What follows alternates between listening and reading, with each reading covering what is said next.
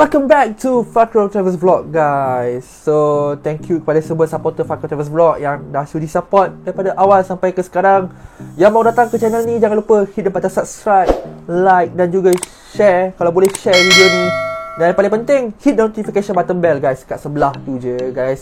Hit notification bell untuk dapat video-video baru yang akan datang ni, guys. So, untuk video kali ni, apa yang aku nak share dengan korang, aku pernah travel ke Beijing dan ada beberapa perkara penting yang aku rasa perlu korang sediaan awal semasa korang sebelum untuk pergi ke Beijing dan sewaktu korang ada dekat Beijing nanti. So, apa yang korang rasa berkenaan dengan Beijing ni menjadi salah satu tarikan dan juga jadi satu tempat menarik untuk kita melancong sebenarnya. Beijing merupakan ibu kota dan juga pusat politik negara China. Disebabkan oleh banyak tempat menarik yang terkenal dan bersejarah, Beijing menjadi tempat perhentian pertama untuk banyak pelawat ke negara China. Semua orang mengenali tembok besar China, tetapi hanya segelintir orang sahaja yang mengetahui tentang tempat menarik di Beijing yang lain patut kita kunjungi. Ia memang senang untuk kita mencari penerbangan ke negara ini, tidak kira di mana kita berada. Namun, sebelum kita menjelajahi bahagian lain di China yang sangat-sangat menakjubkan ini, kita seharusnya meluangkan masa untuk mengunjungi tempat-tempat menarik di Beijing dan menyantap makanan yang berada di sana, yang merupakan salah satu juadah terbaik di negara China. Terdapat banyak benda yang kita boleh lakukan dan kita hayati di kota besar yang bersejarah ini.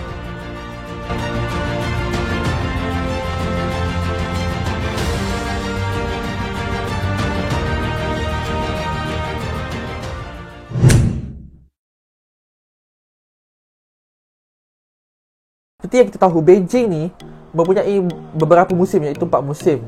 Dan kebiasaannya kalau paling ramai orang pergi adalah sama ada pada musim summer ataupun masa spring dan juga pada musim winter lah. Tapi biasanya winter ni memang ramai juga yang pergi, memang suka winter. Aku pernah ke Beijing dan aku pergi waktu tu musim winter lah aku pergi. So biasanya dekat tempat-tempat menarik dekat Beijing ni adalah Tiananmen Square, Forbidden City, Temple of Heaven, Great Wall. Great Wall ni memang nice gila, satu wonders of the world yang memang best gila, guys. Memang kalau korang dapat pergi ke sana, korang panjat Great Wall ni sebab dia ada banyak station kat atas tu, memang best gila, guys. Summer Palace, Olympic Stadium, lepas tu 798 Art Zone dan banyak lagi lah, guys, kat situ. So kalau korang ada peluang, korang boleh pergi ke Beijing ni. Memang aku sarankan lah juga kalau korang memang minat pasal sejarah, pasal makanan, culture ke apa, memang Beijing ni one of the best places untuk korang visit lah. Lagi satu, bab architecture pun boleh tahan jugalah kat Beijing ni. Not bad lah kan, bangunan-bangunan dia orang nice. Tapi before that, sebelum korang nak travel ke situ, apa yang korang perlu lakukan sewaktu sebelum korang nak travel ke Beijing lah. First kali, korang kena pastikan pasport korang masih lagi hidup dan berada dalam sah laku sebelum tempoh tamat 6 bulan lah. So kalau korang tengok macam dah nak hampir-hampir tamat tu, better korang renew awal sebab takut nanti dekat immigration kita mungkin lepas. Tapi bila sampai kat sana nanti takut ada problem pula kan. Dia tengok macam terlalu dekat dengan tempoh tarikh nanti susah. Sebab immigration dekat kita dengan kat sana memang lain tau, cara diorang punya layanan diorang. So korang kena get ready dengan benda-benda tu. Kalau korang nak tengok berkenaan dengan harga-harga ataupun bagaimana nak kita apply berkenaan dengan pasport semua ni, berapa harga untuk kita renew tu, korang boleh check it out dekat link yang aku akan letak kat description bawah. Kat video tu aku ada terangkan jugalah bagaimana kita nak renew pasport lah, benda semua tu. Yang kedua, guys, berkenaan dengan visa. So China ni, dia kalau kita nak masuk, kita memerlukan visa China. So untuk apply visa China ni, dia ada mempunyai beberapa cara tau, guys. So yang pertama adalah melalui agent. Cuma bila korang menggunakan melalui agent ni, korang kena pastikan agent tu memang berkhidmat dan memang agent tu sah lah, yang orang pernah gunakan sebelum-sebelum ni. So elakkan tertipu dengan agent yang macam selalu scam orang kan. So korang before that memang kena buat research betul-betul lah. Kalau korang memang betul-betul nak pergi travel sendiri ke Beijing semua tu, korang kena betul-betul pastikan agent tu memang dia memang khas untuk memohon visa China je lah kan. Yang kedua, korang boleh pergi dekat KL, kat Kuala Lumpur kan. Korang pergi dekat bahagian, korang boleh pergi ke Kuala Lumpur. Dekat kat situ ada nama tempat dia, Chinese Visa Application Service Center. Dekat situ korang pun boleh juga mohon korang punya visa China dekat situ. So macam biasalah, kalau korang nak mohon visa China ni, macam-macam lah diperlukan nanti dekat dalam tu. Yalah, macam pasport lah. Kalau korang ada anak, korang perlu sijil lahir apa. dia punya detail-detail yang berkenaan lah nanti. Adalah. Itulah, kau kena get ready dengan benda-benda ni lah. Kalau kau nak guna ejen, pastikan jangan ditipu. Yang kedua, kalau korang nak pergi ke KL untuk ke Chinese Visa Application Service Center tu, korang kena pastikan lah dokumen-dokumen tu kena siap-siap bawa lah. Kalau tak nanti pisang tak. Korang terpaksa duduk gali. Kalau korang duduk dekat tak apa, kalau korang duduk jauh, pisang.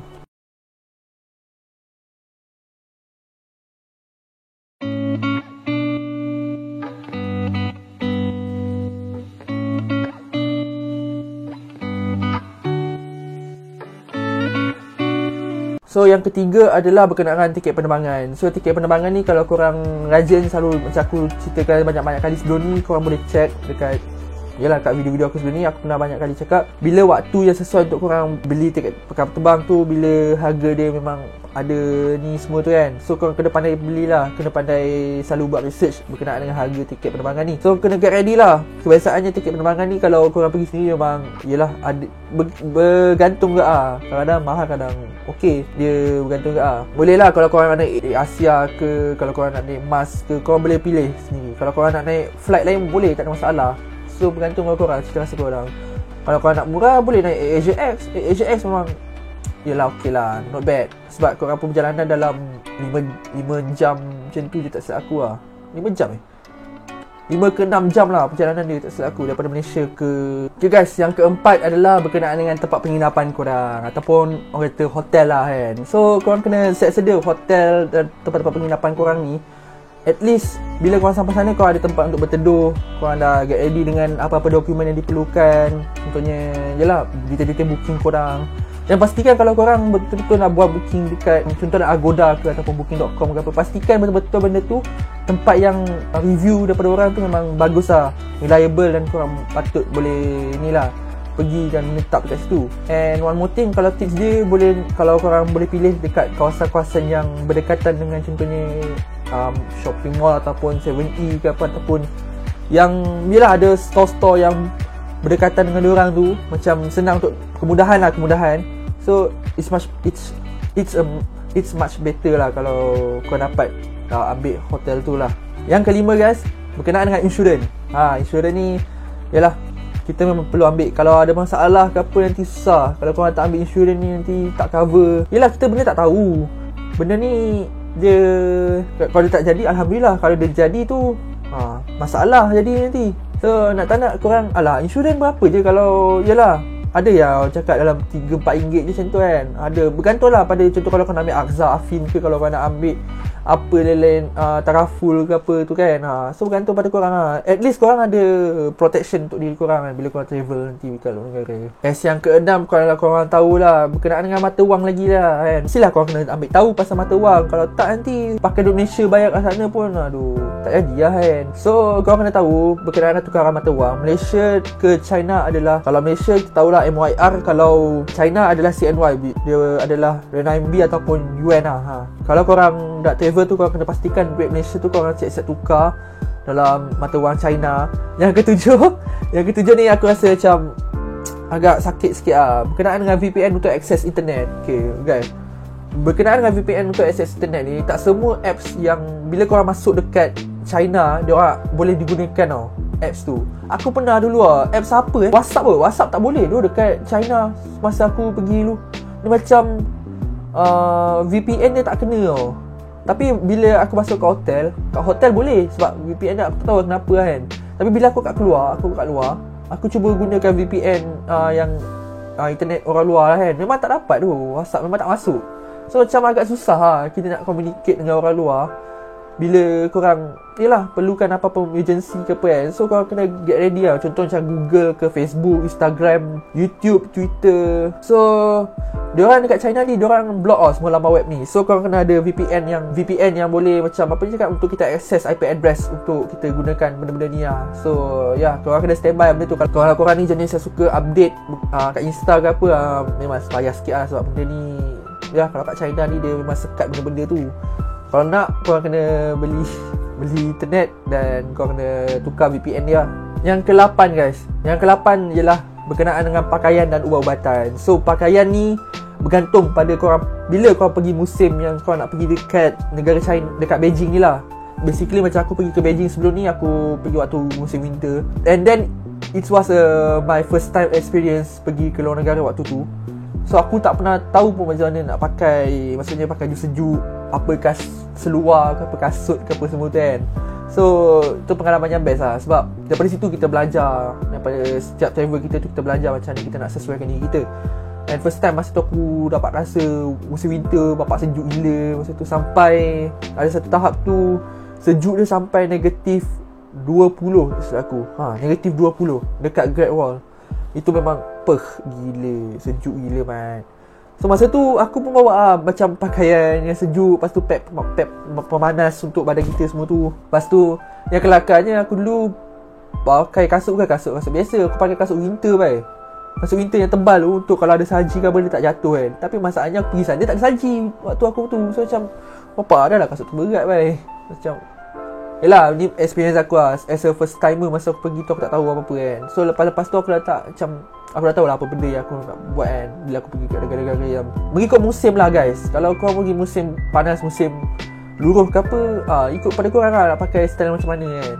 Tak kisah. Janji korang tahu bila pakaian sesuai mengikut musim yang korang nak pergi tu. Dan berkenaan dengan ubat-ubatan, as usual lah, kalau korang ada macam penyakit kronik ke ataupun yelah yang memerlukan ubat-ubatan masa travel ni, korang kena sediakan awal-awal. At least kalau kita ada bekalan ubat-ubatan ni, as an emergency kita boleh ni lah siap sedia lah kan, betul tak? Yang ke-9 guys adalah berkenaan dengan peralatan elektronik. So berkenaan dengan peralatan elektronik ni, basically kita punya jenis plug semua tu adalah tak sama lah. Macam international punya, yelah lain-lain negara lain-lain lah dia gunakan. Ada plug 2 pin, ada yang plug 3 pin.